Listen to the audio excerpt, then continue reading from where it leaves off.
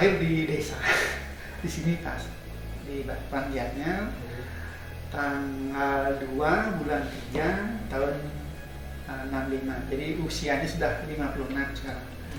56 tahun. Kemudian SD-nya di sini, SD kebetulan juga waktu SD saya jujur saya jarang belajar. Lebih suka main, tetapi suka mendengarkan kakak-kakak itu belajar. Saya bersaudara 7, lakinya 5, perempuannya 2. Yang pertama tidak masih meninggal, cewek. Jadi anak keempat, tapi sekarang yang ketiga. Jadi orang tua guru sekolah dasar. Kemudian ya itulah suka main-main, tetapi seneng melihat orang belajar. Tapi kita mendengar, jadi tapi akhirnya dari mendengar itu kita tahu kakak kan setingkat lebih tinggi, ada kelas 4, kelas 5 gitu. Jadi pelajar itu saya nangkep, dia dengar, saya ditanya nanti di sekolah bisa dari kelas 1 sampai kelas 6 ranking 1 terus. Ranking tidak pernah belajar. Makanya benar aja teori ya, melihat, mendengar, mencoba. Saya dengar mendengar, jadi itu jadinya itu ternyata apakah mungkin karena saingannya juga ya.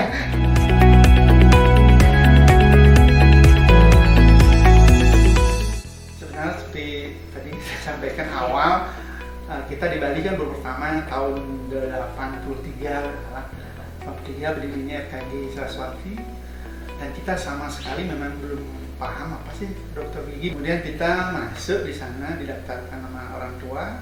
Kemudian setelah semester 5 masih berpikir juga, karena di sana pelajaran MKDU, maka mata kuliah dasar umum, jadi ilmu kedokteran semua dapat di sana.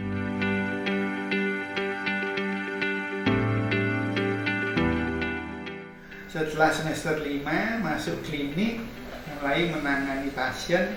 Itu kesan pertama pada saat ada kasus yang sakit. Begitu kita kasih obat, dia langsung hilang. Itu aja kita rasa kebanggaan sendiri. Ternyata betul ya, begitu dia merasakan sakit, kita terapi secara khusus, dia mengurangi rasa sakit. Dari sana kita mulai tertarik belajar tentang ilmu kedokteran gigi. Ternyata ilmu kedokteran gigi itu luas sekali. Kemudian tamat, ditempatkan di tempat ini di Timur dulu. Jadi gabung dengan dokter-dokter angkatan. Di sana kita menambah wawasan. 96 di tim sampai 98, pindah ke sini 99 salah. 99 saya buka praktek yang di ujung dulu. Kebetulan istri saya profesi udah dokter gigi, angkatan Erlangga, jadi dia yang kelola di sini. Jadi istri megang di 99, 2000 yang ke Kupang di rumah sakit Prof. Yanes dulu. Prof. Yanes rumah sakit kayak salah dia, tapi non pendidikan.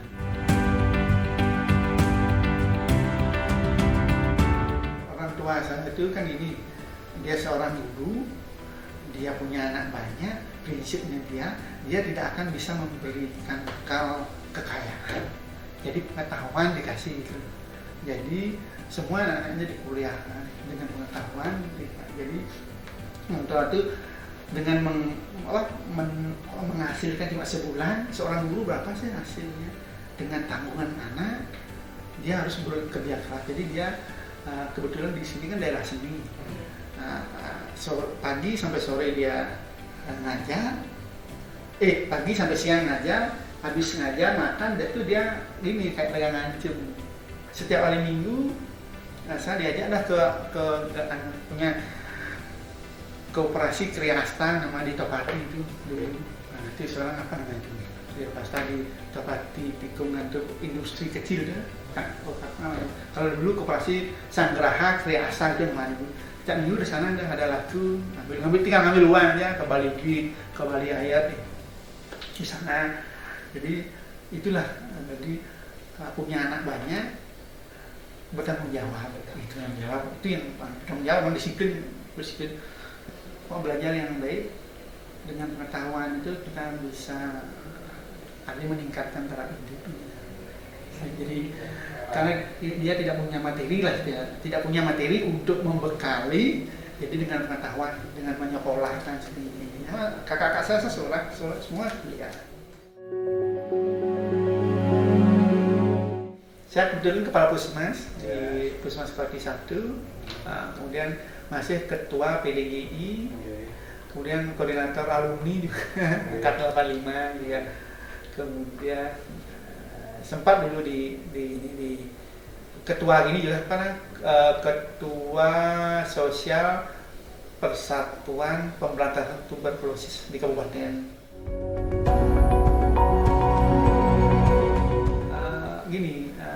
Kita kerja buka klinik. Istri kalau saya ngelola yang di Family Wisata, kalau istri yang di klinik Dalung, kemudian ada kos-kosan juga. Ini yang waktu yang memang sedih sekali itu anak pertama saya meninggal. Anak pertama saya meninggal.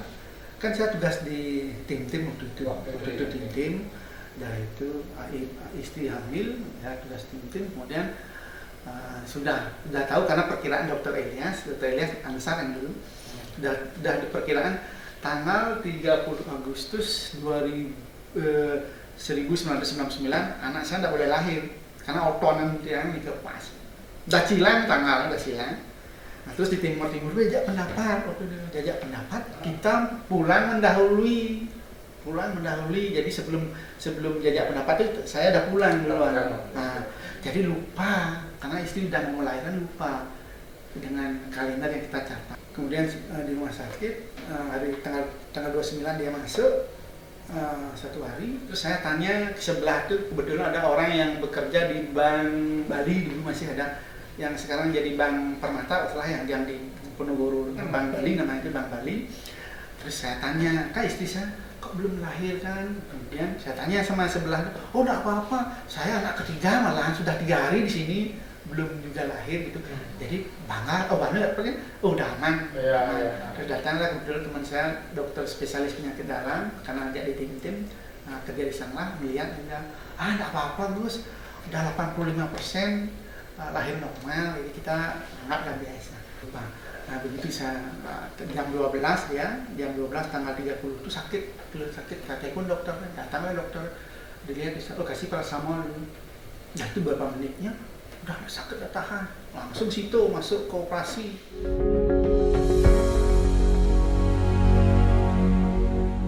Udah 1,5 jam belum bingung, ada apa ini, tapi tenang juga, pokoknya lupa dengan Tuhan, kekuatan Tuhan, lupa berdoa kita ada. Akhirnya duduk di depan nih di teras, kemudian pokoknya mikir bukan berdoa, itu memang menyesal seumur hidup, kenapa kita berdoa ya? Kita pokoknya mikirkan yang ada ya nama anak saya ini, ya pokoknya yang anak-anak, nanti anaknya begini, nanti anaknya laki-laki soalnya kan. Nah itu di atas, pas di paha saya setetes air, lihat di atas, AC tidak ada, paling kuman gitu pikiran kita kan, kuman. Begitu saya usap airnya, saya ke tempat operasi, keluar air Bu Bidan bilang, ya nanti Pak Dokter jelas dari sana ada satu, aduh masih enggak, udah betul kayaknya berpanggil terus nih, maaf ya kita sudah berusaha maksimal, ini dokter anestesi sudah mendampingi dokter anaknya bisa diselamatkan. Wah itu sudah istri sudah mengandung 9 bulan, sudah dibedah, anak meninggal. Hai, luar biasa, itu tidak terasa, tanah itu tidak terasa. Anaknya itu kayak orang tidur, betul ada foto, kayak orang tidur senyum, kayak orang tidur. Ipar saya kan spesialis penyakit dalam, dia yang nungguin. Itu dah. Jadi orang Bali kalau meninggal bayi itu kan tidak boleh lama-lama, malam itu langsung kita ke kubur. Aduh, tidak tahu apa. Ipar yang setil sampai dikubur tidak tahu juga, sampai dikembalikan di rumah sakit juga tidak tahu. Itu yang paling menyedihkan. Akhirnya gitu, takut istri kalau istrinya tahu, katanya dia kan lagi post op kan drop, dia takutnya. Jadi kita berusaha biar anak saya bilang masih di ICU, masih di doa ya, Pak anak sudah saya kubur itu. Oh itu dah. Oh ya doa. Istri saya bilang ini doa lagi, doa biasa mati itu. Akhirnya mati saya.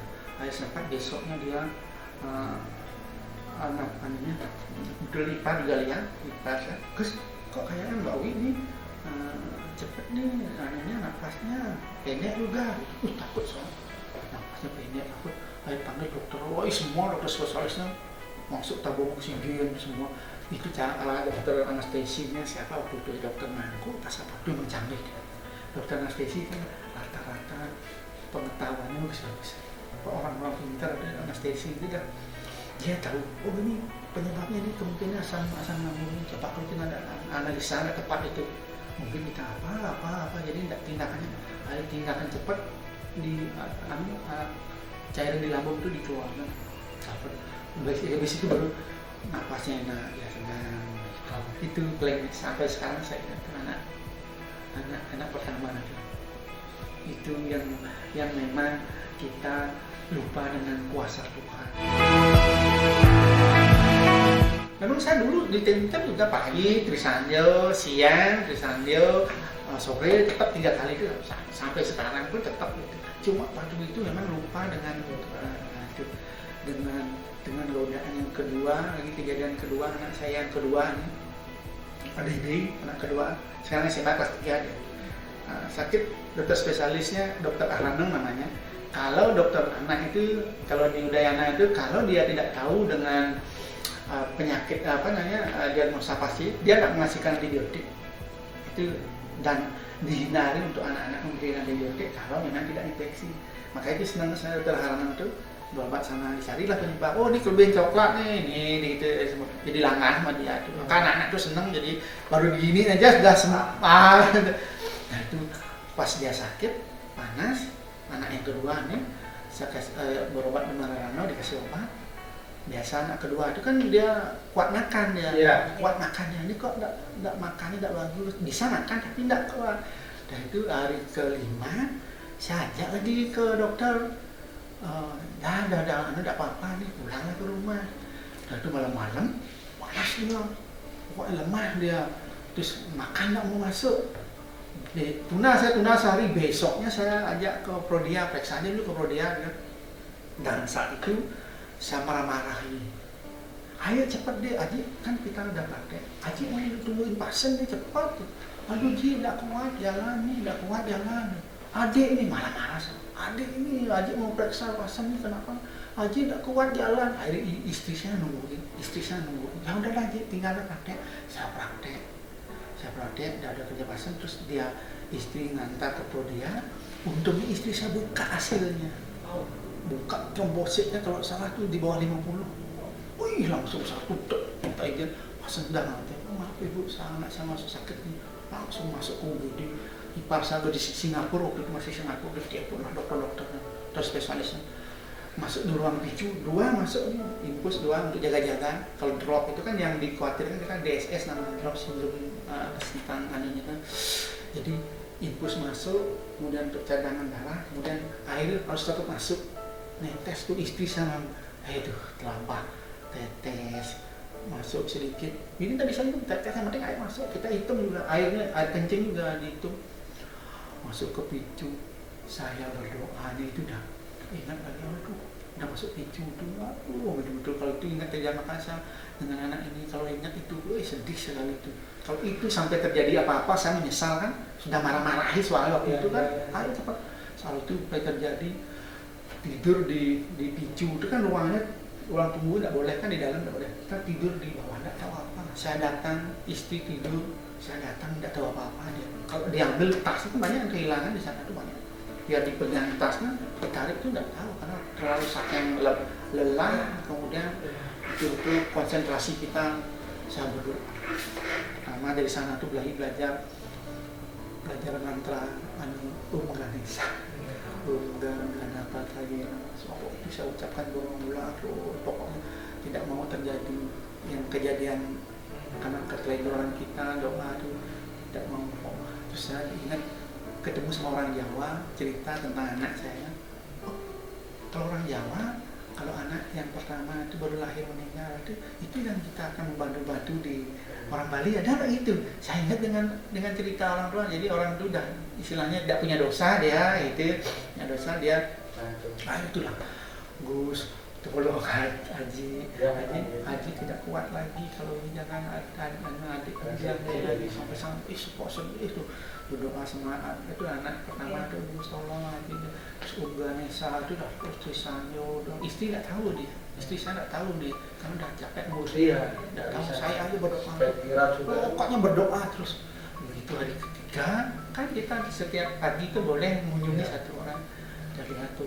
Kondisinya, baru pertama, kedua, terus udah khawatir sekali, udah trauma, pikiran macam-macam, dipicu tuh, kalau dipicu, apalagi udah alatnya udah banyak kan, terus mikir, itu hari ketiga, dan terus dia, itu dia, minta KFC, itu dia, KFC dia minta, saya semangat, wah beli KFC, satu bungkus tuh, waktu anak-anak kan yang suka KFC, ulang tahun, bisa ulang tahun temannya, si KFC dah, KFC habis satu itu kembali, udah sana tuh, senang sekali dong, udah tuh langsung naik.